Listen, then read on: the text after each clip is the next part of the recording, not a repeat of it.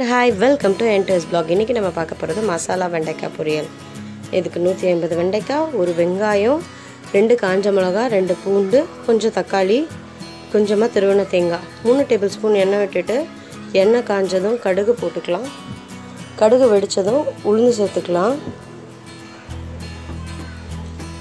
1 teaspoon சீரகம் நல்லா வறுத்துட்டு கருவேப்பிலை, பூண்டு, காஞ்ச மிளகாய் போட்டு வறுத்துக்கலாம்.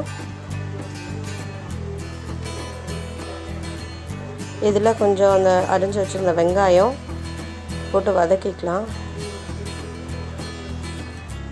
தக்காளி சும்மா சின்னதாக ஒரு தக்காளி கலருக்காக, வெண்டைக்காவை போட்டுக்கலாம்.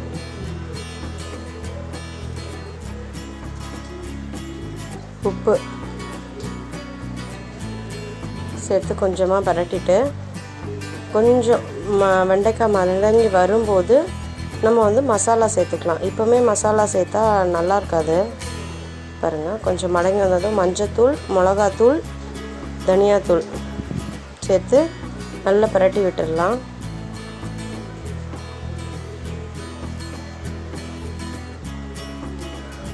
பாருங்கள், நல்லா பரட்டி விட்டுட்டோம்.